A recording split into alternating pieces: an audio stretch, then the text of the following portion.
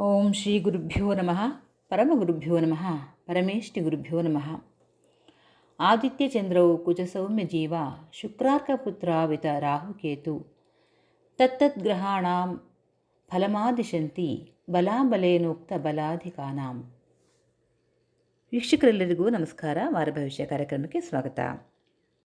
ಈಗ ಕಟಕ ರಾಶಿಯವರಿಗೆ ಭಾಗ್ಯಾಭಿವೃದ್ಧಿ ಮತ್ತು ಕೌಟುಂಬಿಕವಾಗಿ ಅಭಿವೃದ್ಧಿ ಆಗ್ತಕ್ಕಂತಹ ಎಲ್ಲ ಮುನ್ಸೂಚನೆಗಳು ಈ ವಾರ ಸಿಗ್ತಾ ಹೋಗುತ್ತೆ. ಮನೆಯಲ್ಲಿ ಧಾರ್ಮಿಕ ಕಾರ್ಯಗಳು ನಡೆಯುತ್ತೆ.